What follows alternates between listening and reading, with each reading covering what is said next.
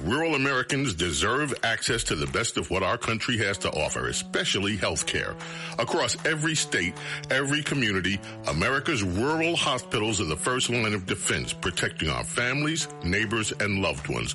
No matter where you live, hospital care doesn't clock out. They're there 24 hours a day, 7 days a week, 365 days a year. Each year, America's over 5,000 hospitals care for millions of patients, providing 24/7 emergency care, delivering babies, cancer treatments, and other life-saving care that patients rely on. Behind every one of those patients are doctors, nurses, and caregivers working tirelessly to keep people healthy and safe. Hospitals are our community's lifelines. They employ our neighbors and keep our families healthy. But now, some in Congress are threatening access to care. Tell Congress, protect patient care to keep America strong. Don't cut rural health care. Excuse me! Taxi! What are you doing? This is the 77 WABC minicast. With us today is Dr. Mehmet Oz, and he is the head of Medicare and Medicaid, and the head administrator. And Dr. Oz, we know each other a long time, and a lot of things are going wrong in our country. What is bothering you today? Well, the nutrition problems we have, where we've taken food and weaponized it and allowed it to be responsible for a lot of the chronic illnesses we have in America, that's coming to an end. And here's why I'm confident. Just yesterday, Secretary Kennedy and I and others stood on a dais at Health and Human Services with all the major medical school societies and announced something that I've been trying to do my whole life, which is to teach doctors about nutrition. Now, when I was in medical school, itty bitty thing, when we were both young men, I ran for school student body president, and I won. And my platform was to bring nutrition back into the medical school curriculum. It historically had been there. In the time of Hippocrates, food was the ultimate medication because it works like a medication in your body. It's so powerful. But we have allowed food to degenerate. Processed foods, high sugar foods are so devastating to our populace, and they're addictive as well, so people eat too much of them, and that leads to the obesity epidemic, which leads to high blood pressure, diabetes, and downstream issues. It drives more than half of all the money we spend in healthcare in America, trillions of dollars wasted. So what Secretary Kennedy pulled off with the medical schools is from now on 40 hours of medical school student education to teach doctors about nutrition. Now here's why that matters. If a doctor doesn't learn about something in medical school, our assumption is it didn't really matter. It wasn't important. So we dismiss the value of nutrition education to our patients. We glad hand it. We maybe mention it here and there, but it can't be important because if it was important, they would have taught it to us in med school.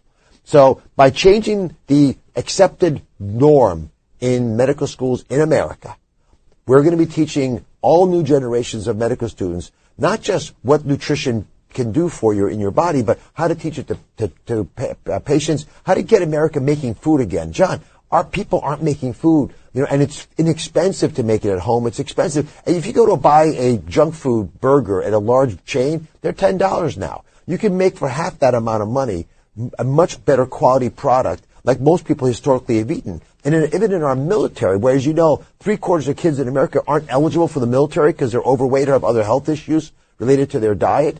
We have, in the military, we're feeding our soldiers better food now, which is making them better able to function. So Secretary Hegseth made this a priority.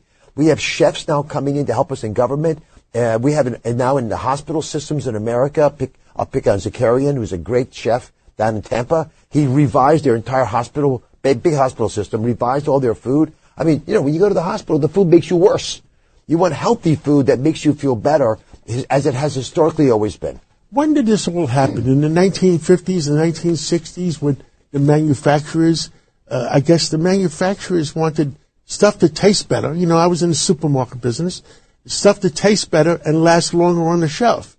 And if it killed you, you're collateral damage. I mean, how can they put some of these chemicals in there? I love my, I hate to mention brand names. I love my M&Ms. But, and I'm careful before I reach for them right now until they get the dyes off of it. Well, the M&Ms and other products overseas don't have some of those same dyes in them. So we can make the product without the dye, but someone's got to say, hey, stop doing this to us. You mentioned shelf life. Many of the foods made today are designed for increasing shelf life, not increasing human life. And human lifespan should be our goal.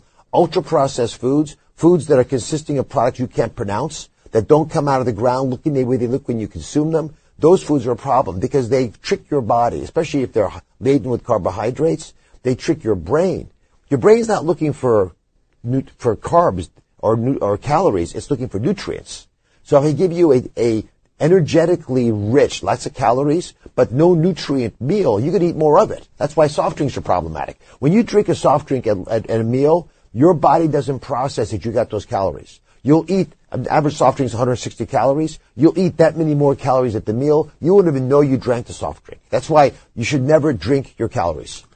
Dr. Mehmet Oz, I want to thank you. I want to thank Secretary Kennedy, and most of all, President Trump, because he assigned you guys to do the right thing for America, and that's a whole section of Make America Healthy Again, and thank you.